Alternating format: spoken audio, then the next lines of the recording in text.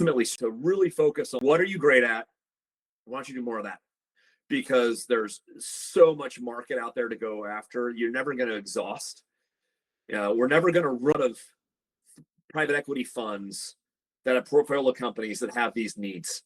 We're going to run out of people that can do it before we're going to run out of opportunity, perspective.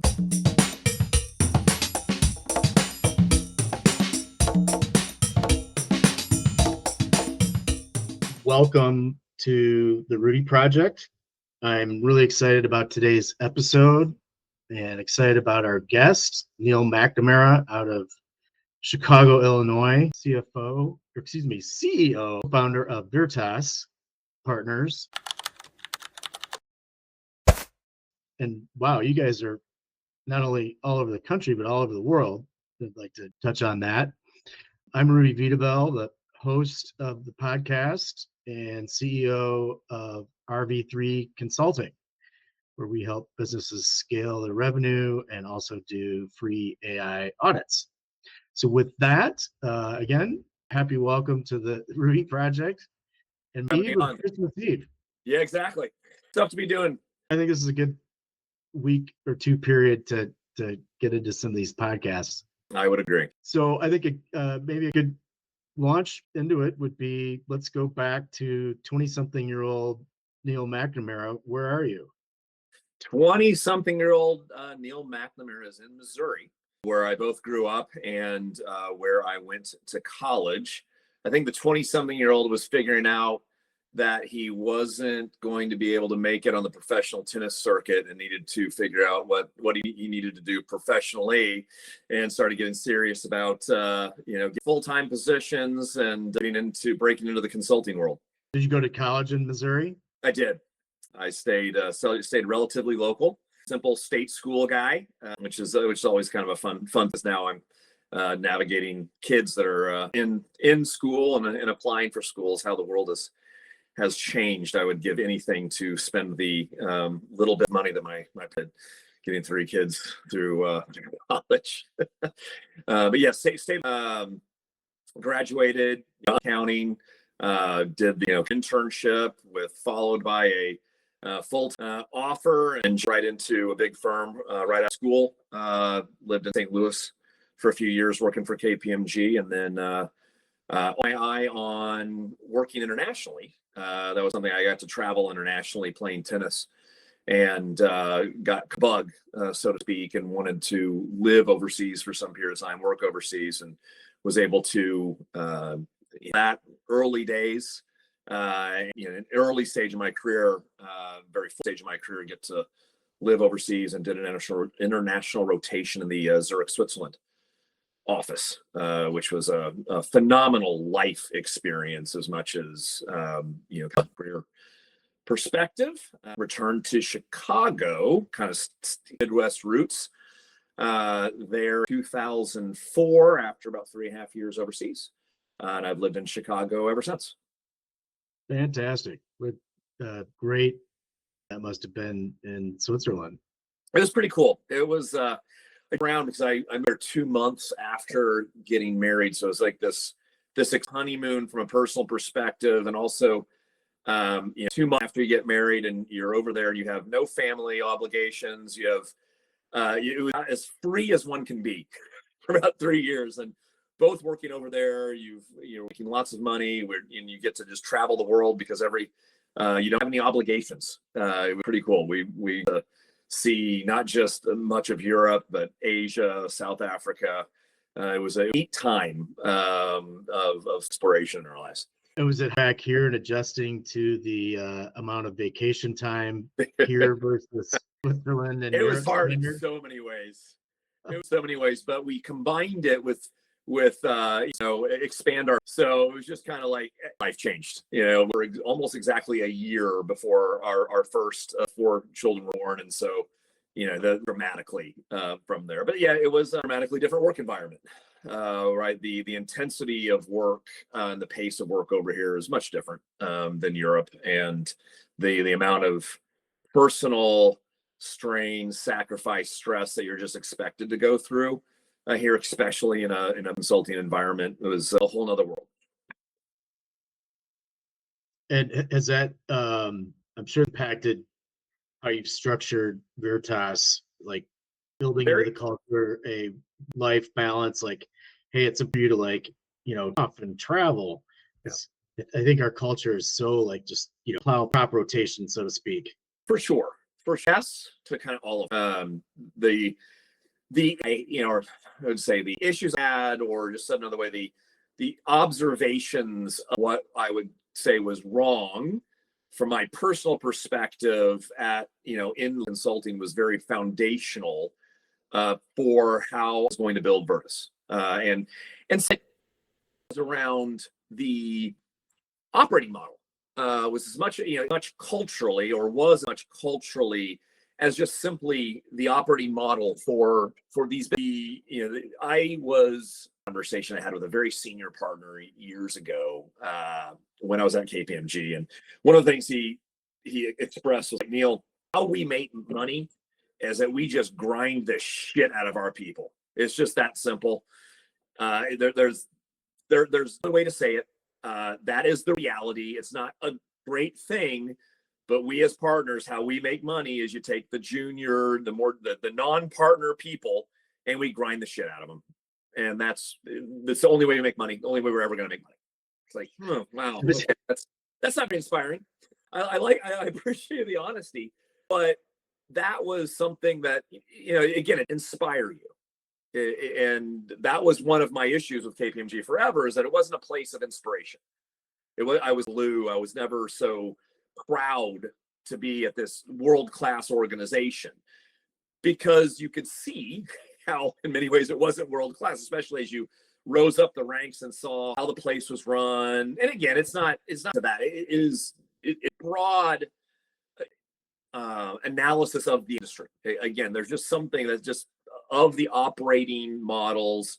All the large firms are just a little different, not a lot, not different.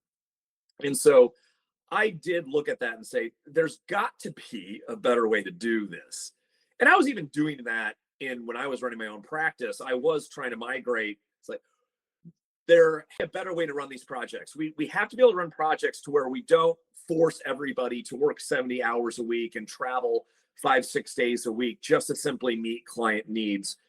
I have to think that there's a smarter way of doing this, and there really is. And there's a way to do it better at those organizations. But I really wanted to develop an overall ethos, culture, operating model that truly looked at that in a different way, and would encourage and reward and incentivize our people to execute projects more efficiently, not become a grind shop. And that has to be done both, again, in how you're compensating, how you're billing, and how you are just structuring the way you execute engagements. And that vision. We've effectively at that, because we've built an operating model and a culture that doesn't reward, incentivize that grinding, and people come to us that are looking for the ability to still do great work, but in a more balanced way. Love it. It's like having a bad parent and saying, well, this is the reality of my upbringing, but I don't want to do that with my kids. And Yeah. how often you have partners, underlings, different people in your corporation come up to you and just go, I love it here. This is so refreshing. I don't know that I get that always. You remember in these, you generally the organization gets you a lot more than what's right with the organization. But I have had some pretty cool experiences along the way. I one part of time where we were flush with work, and everybody, including myself, we required to grind to just get through some very challenging large engagements. And I got this phone call on a Sunday, and it was a guy who was a senior manager at Ernst & Young. And he called me and he's like, listen, Neal, I just worked all day Sunday, and here's where your model works. Because we get into my model, but it's a variabilized environment where, again, in the simplest terms, because this was also aspect to it, it's also a reward true performance. And sometimes working a crap billable hours is great, it's required, and clients want it. The is that it's not a requirement for the firm for us always to do that. It's not an expectation that everybody comes in here is doing that week in, week out. And sometimes we all have to do that. But also the expectation is if you have to do that, you need to be rewarded for it. And so the guy or the gal that works 60 billable hours in 1 week should make twice as much as the week that they're working 30. And big firms don't compensate that way. And so we've got that set up, and most people come to the firm because they look at that and go, well, if I'm only working 30 billable hours a week, I can model that out and see how much I make. And wow, that's great. I am totally fine with just making that. That's actually, almost as I was when I'm working 60. But I like to know that if I have to work 60, I'm going to make twice as much as when I was 30. And so I get this phone call, and he's like, when I was EY, Neal, I would have just been pissed off because I would have just sacrificed my entire Sunday. I know I wasn't going to make any more money because of doing that. Here, I get to tell my wife, is like, hey, I just funded our next, basically what I'm going to make today, working my butt off all day Sunday. I sacrificed our Sunday, but I just paid for our next vacation. He's like, this is where your model works. That was a really great call. And that you really do get that. And I've had also these conversations where somebody's like, I 20% less than I did at this big firm last year, but I've all 50% less. And that works. I'm happy with it. And you've allowed me to do things I wouldn't have been able to do at another firm. So there are times when people do recognize that this thing really works. This works for us here, and I'm able to accomplish more things in my life without sacrificing myself personally to still progress in my career. And that's another angle that we took, and a talent strategy was moms with young kids. That was something that I saw that the big firms suck at. Like we would somebody would maternity leave, they'd come back and maybe they'd want to work part-time, and it was basically we'd pay them part-time and they'd effectively be working full-time, or we'd give them some BS internal administrative role and say we're a great place for working moms, but they really weren't doing client service they weren't doing that. That's really what they wanted to do. We've built a model to where we have set up this structure. We have many success stories of moms with young kids being able to be in client service roles, doing great client service work, but still not having to make all the sacrifices that other firms demand there, and actively run them out of the firms eventually if you don't want to just outsource all responsibilities. That's fantastic. That kind of my questions. I was going to ask you, what do you feel is broken or missing in the traditional financial world services? A number of things. I think the first thing is the true differentiation in pay for performance. It is not there in the large firms at almost any level. So they're too institutionalized, and you just don't have a true differentiation in pay that's commensurate with the value that you're creating for the firm. You might create double the value of another partner, double the value of another senior manager, and you will get 20% more, 30% more, but not double. And we really have it where it's double's double. It's formulaic, it's objective. It's not driven on politics. It's not a beauty contest. It's not a bunch of partners in a room talking about 20 senior managers, and the loudest, most influential partner gets what he or she wants for her people. I'm actually going to do. I mentioned that I'm going to do a podcast, and I'm going to do a variety of topical series within them, and one of them is going to be how compensation actually works in consulting, and pulling the back a bit, because when you're in these institutions, you don't realize it until you get further up. But joke, it's a popularity contest. It's who's arguing for you. It's not on more objective metrics on utilization, billable hours impacts it but not in the way that it should. And that is truly broken. Lack of, again, levels, lack of differentiation and compensation for the actual value that you year in, year out are creating for the organization. And that was something that was foundational for me. It was to build a new compensation model in this industry that would do that. Very few people, some have done it. We've done our own, and we feel like we've truly done that, where that is a very objective metric formula that gets you to a true pay performance culture, without making it be all about it too. It's the thing. It's people aren't coming here. They're coming here because it's fair, not care because, oh, I can do this and I'm all about making crap tons of money as well. It's not that culture. It's no, but if you generate twice as much value as somebody else, you should twice as much, work twice as hard, and it's all billable work. You should make twice as much. Just in this brief time we've had so far, it sounds like there's not much line between work and play. Like you really in your work. What and most is it mergers and acquisitions, IPOs, or do you just like the variety of all? I mean, it looks like you guys do accounting and yeah. What energizes most is winning. It doesn't really matter, what from the thing winning from solutions. Serving our clients greatly in whatever we're doing is really important. So we love winning. We love doing great work.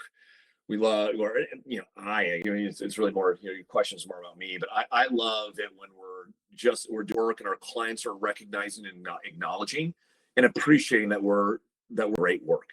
There's been seeing an email or getting a phone call that's telling you how great your team is and how critical we were to solve whatever problem it is that needed to be solved, or to navigate whatever complicated transaction our clients trying to navigate. And then called back and saying, hearing from your clients, like, you guys did great work on this last time. We'd like you to do it again. Here's the new start next week. Those are just energizing experiences for me. That's the best and highest compliment is repeat business. Repeat business, or actually telling their friends about you. That's also just gold.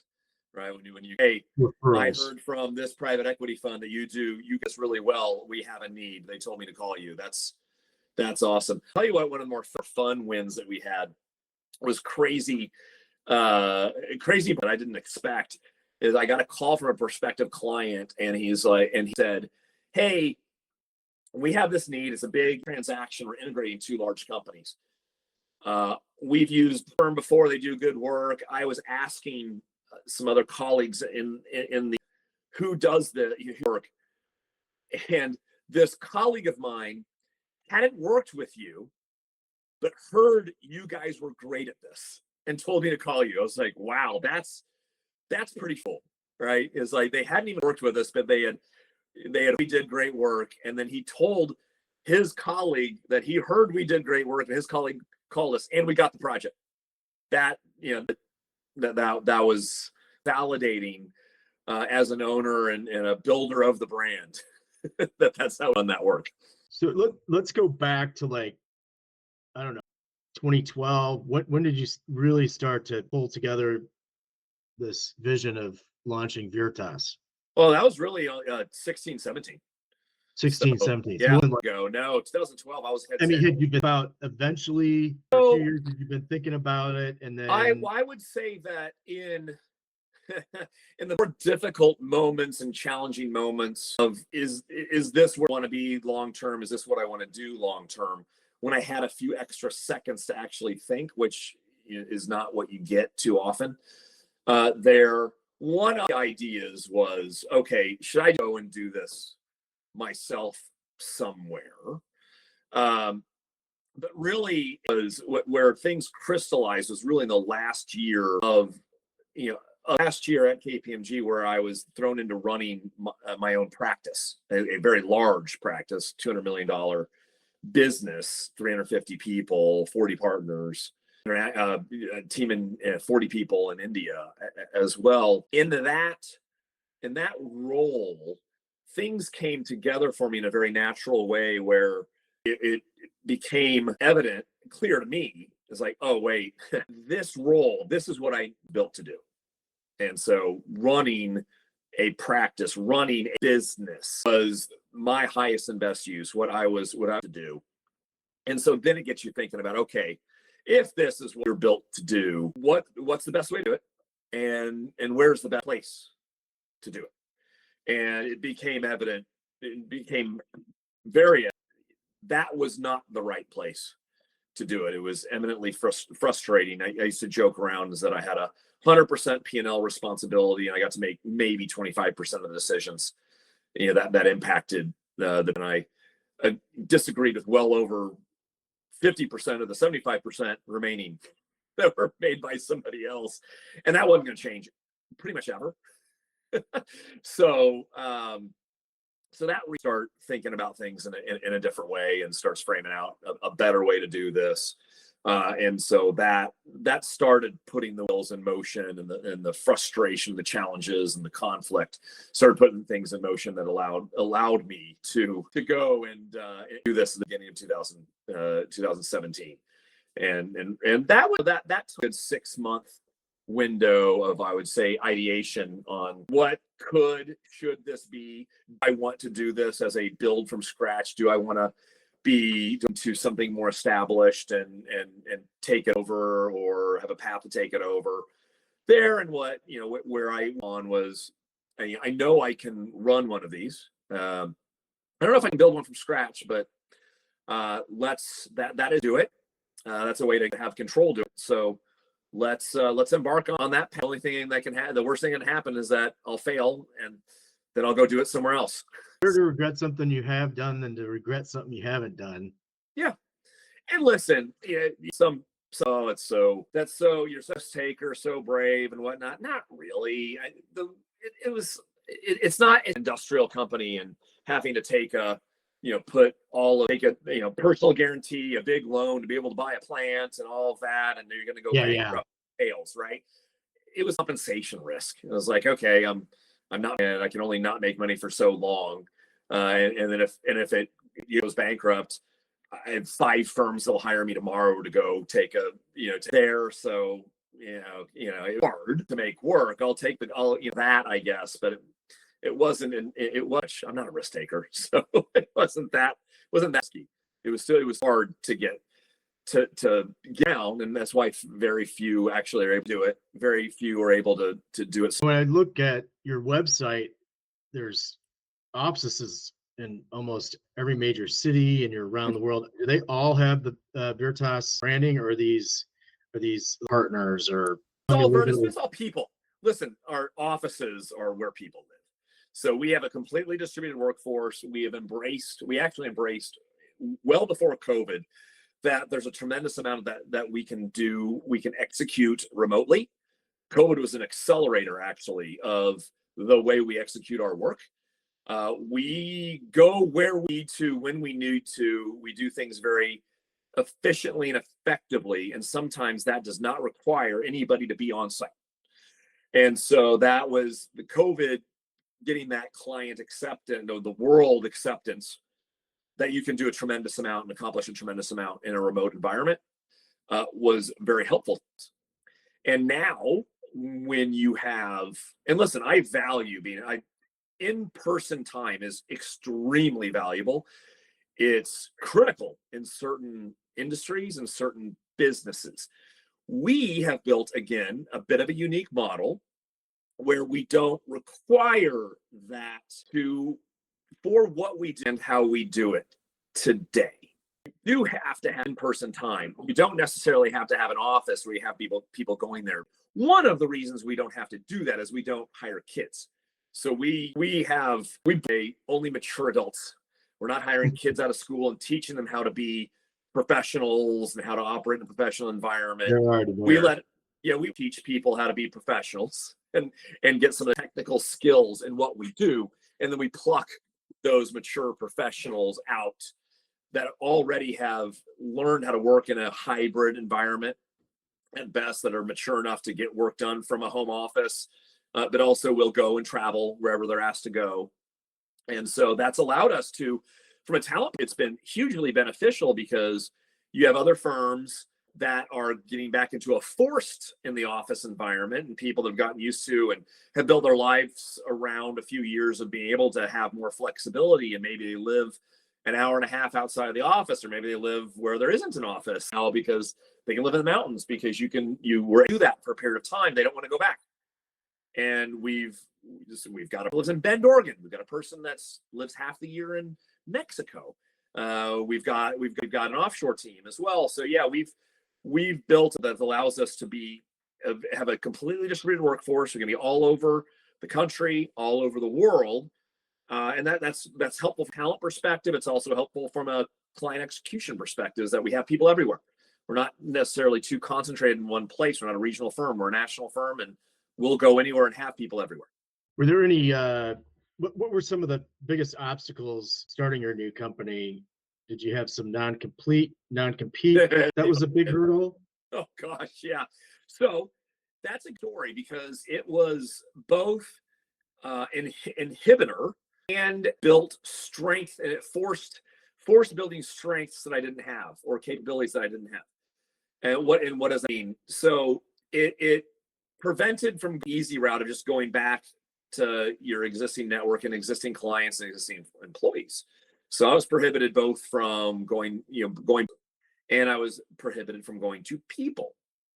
And so that really, and it was a 3-year prohibition. It was a lot. 3 years. 3 years. That's no. So that made it in some ways, but it also prevented me from doing the easy route as well, and maybe shortcut some things I wouldn't have otherwise. One of them was hugely critical to where we are today. I was a corporate, big deal, big Fortune 500 guy in what I was executing as a professional. I wasn't a putty guy. I didn't have private equity relationships. I didn't have private equity experience for, not a tremendous amount. I never did PE deals, but I wasn't a PE guy, if that makes sense. What that 3 cooling off period allowed me to do was invest in becoming more credible in the private equity market space. And again, sometimes I have where it was better to be lucky. This is one of them. I would not have been able to predict how critical the private equity market was to our business, because the private equity market over the last half dozen years has exploded anyways, but also very specifically in the office of CFO of what we do, what we well.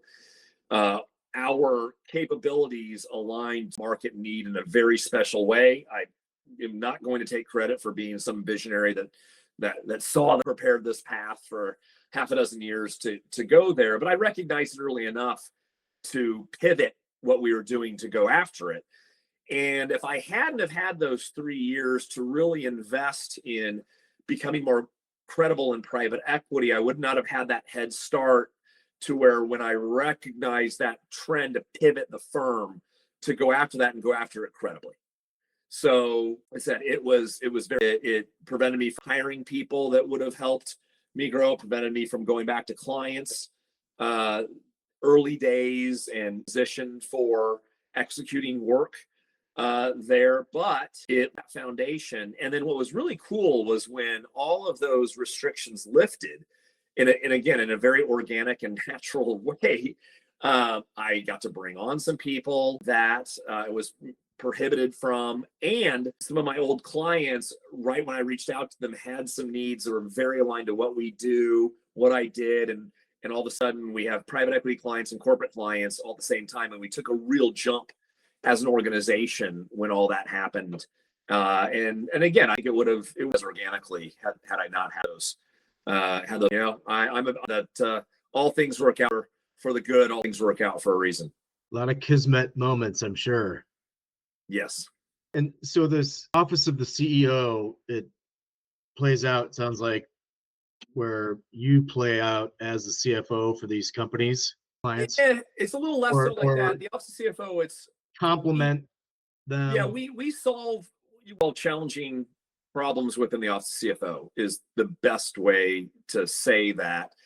The the venom of that term off the CFO right now has taken off especially in the private equity landscape. So now you have, because it's so, you've got, all of a sudden overnight, I have 100 new competitors that are off the CFO firms but they don't really do what we do. So now you're in an environment when anybody that doesn't touches the office of CFO, because it's such a in vogue name, solution, investment from private equity. Everybody's an office of CFO firm now.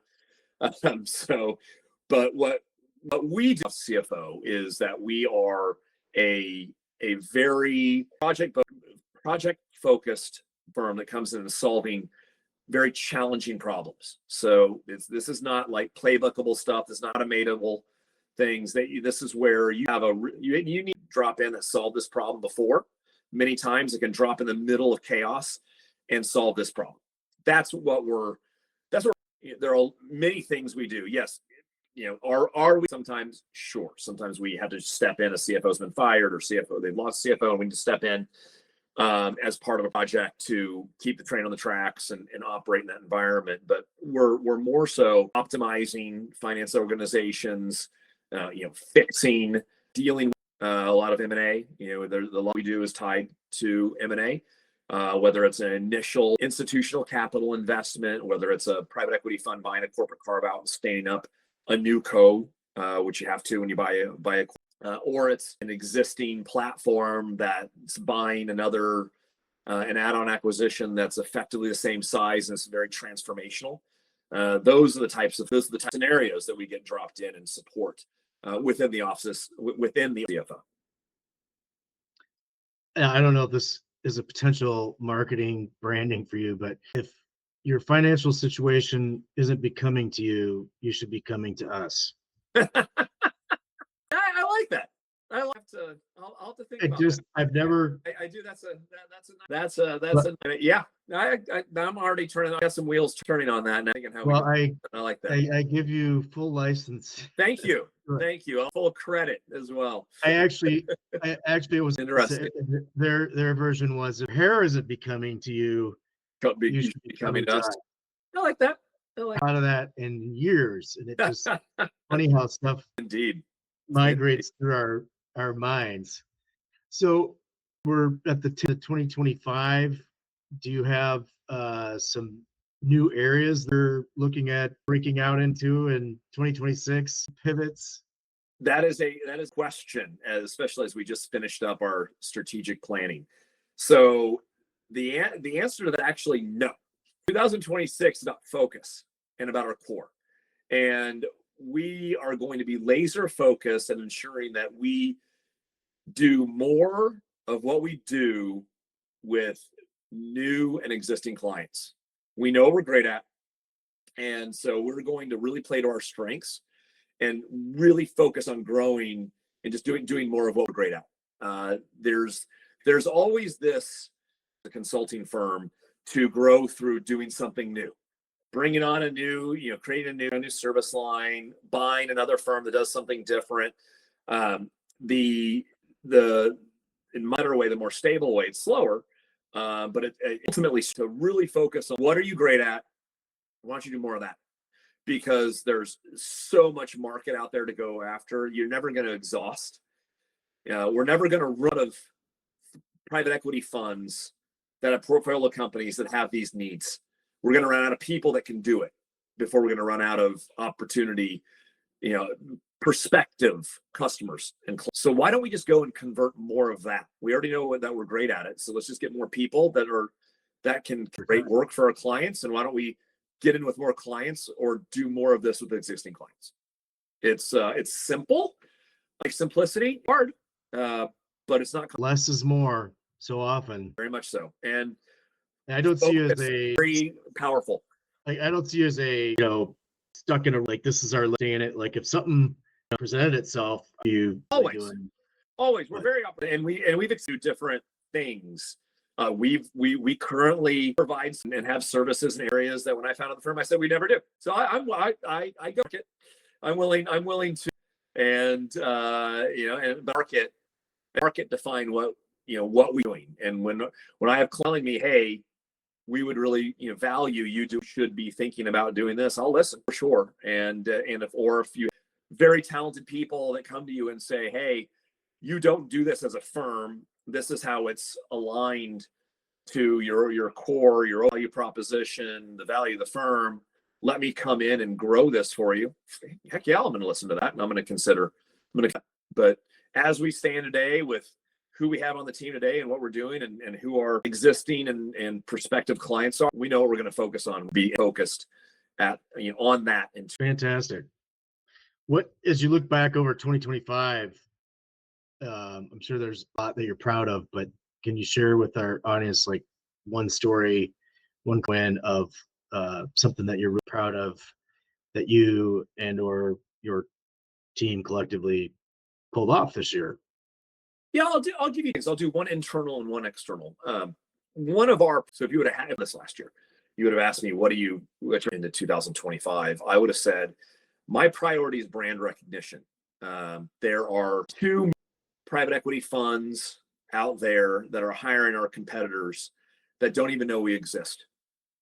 And so in 2025, I'm going to take a real dent, put a real dent into that. And we're going to get in front of a ton more private equity funds. We're going to get the brand out there. We're gonna make recognition, brand maturity, relationship beginnings with new perspective. We're going to really focus on that, and we did.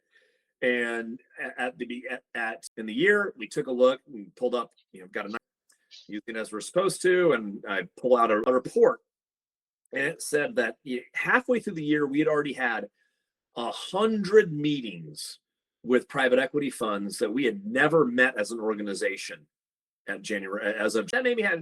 That's legit.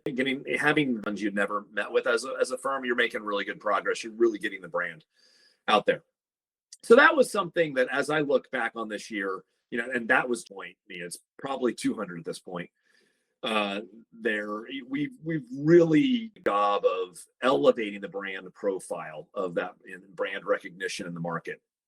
So very, very happy with that. External perspective, one of our client stories is just a really good articulation of this is where we do great work. This is how it evolves and how it's also strategic for the firm and how we're serving our clients. And one of the things that we do the most of is we help private equity funds buy platform companies. And what we help in that, one of the do in that environment when they're buying a platform is in the first 90 or so days post closing this transaction, we step in and we help professionalize the finance organization in some way. And everyone's a bit different. We dropped into this services company and we set up a new finance organization, including participating and interviewing the permanent coming in. So we did a building out of the function. We knocked out a lot of the one-time items that you have to do, and in part of that build out of the function, we also helped interview and onboard the new CFO. So that it's a critical time to be working with the company that's been also the investors. And so we're building these strong relationships with the deal team, with the operating partners, with the management team. And why is that? Because they're going to be holding the investors are going to hold this company for 5 or so years. And you at this critical building credibility, you're building relationships. And now when you do that over that hold period of 5 years, we're also the natural firm to call in to help with additional matters that we solving problems that we solve, helping with situations and doing other deals that we are naturally positioned to help with. And so we onboarded the newest CFO and extracted ourselves. And we got called back in a couple months later by the management team and said, hey, CFO's not working. We're gonna exit him. We have a problem. We need you guys to come back out and help solve this. Of course, yeah, we'll be right out. So are you sitting in on the interview process? We sat in on the interview process, and we might have said that this wasn't the best candidate. They might not have listened to us. And that may have also been why they called us and said, okay, maybe we should have you. So we're going to come, bring back in, help interview the next guy or gal that we're going to bring back. So we come back out. And then while we're there, they're now completing their acquisition. They're at an acquisition. So, oh, well, you're here now, so we need you to help us onboard, integrate this new company. And so this is just it's an example of, we come and we project really well. We come out naturally from that. We've credibility, and now when the first problem that we're the first call, jump back in. We're in there helping with one problem. Now we have another need there that we're naturally positioned to do because we've done such great work. There's like, okay, now help us integrate this company. And again, we would expect that we're going to be brought back in on the next acquisition or the next need, or when they're getting ready to exit. We're a natural strategic advisor helping them through that life cycle. And that's just a perfect project, and how we bring value and the type of relationship that we want to have longer term with our clients. So yeah, it sounds like you've got this excellent salad bar, and you focus in on one thing, and then kind of go, oh, and can help with this too. Yep. Just sounds like a very organic, natural flowing process. It is. And you want, instead of, and it's not going out and selling all the things that we can do. It's going, I say this all often, that the best way to get other work from our clients than what we're currently doing is to do great work. And then they'll be and they'll say, idea. Wait, do you guys do buy-side quality of earnings? Yes. Okay, now that you've done great work and this other thing that you do, we would be willing to explore hiring you to do this. And you do that greatly. And then they will, your natural call. Wait, do you guys do this? Yes. Okay. Well, we want to hire you because you've done great work in other aspects, or we trust you. We have a good relationship with you. And if you tell me you do this really well, I'm going to believe you and give you at least the opportunity to propose on that work. Anything that you don't do in the financial realm of things? There are a number of things that we're not, well, or that you aren't, we aren't a we're not an outcome, we're not a staff augmentation firm. That's not what we do. Those are different business. Those are different price. Those are very much. We try to stay out of things that are effectively commoditized, or that you don't really that you value proposition. It's very difficult to you can exceed expectations in a loan to staff environment, loaning out a basic accounting manager for a low hourly rate. You're looked at differently. When you're brought in to solve something that's very complex, and you can get something done faster for less money, or find value in a transaction, that's just where you want to be, where you can demonstrate more clearly the value you're creating, or the risks mitigating by being brought in, versus just something that's more of a commoditized, more of a solution like just, or outsourcing a key with a bunch of people in India. There are just certain things of that are just more commoditized that we try to stay away from. Can you believe it? We've been at for almost an hour. Have we really? Yeah, it's been fun.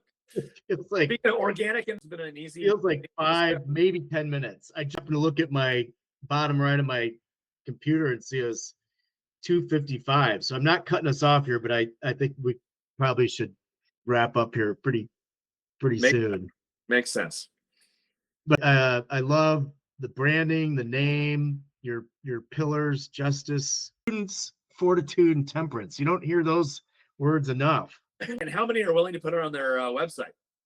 Yeah, Vogue right now, at least openly and in the language. But in action, they're attracted to everybody, whether they know it or not.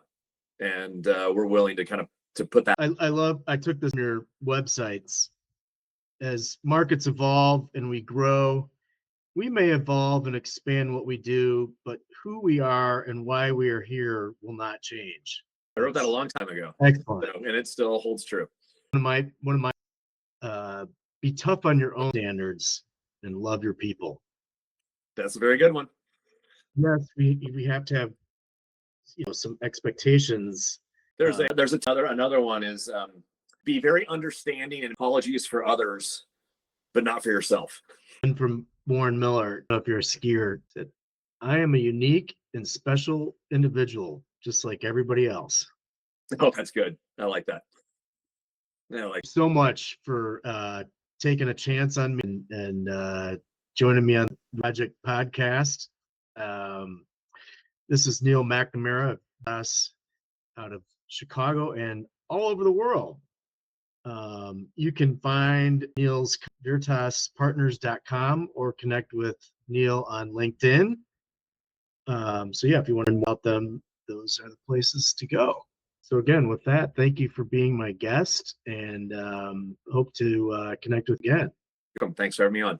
And the best of luck to you in the new year and launching into your own podcast. Thank you.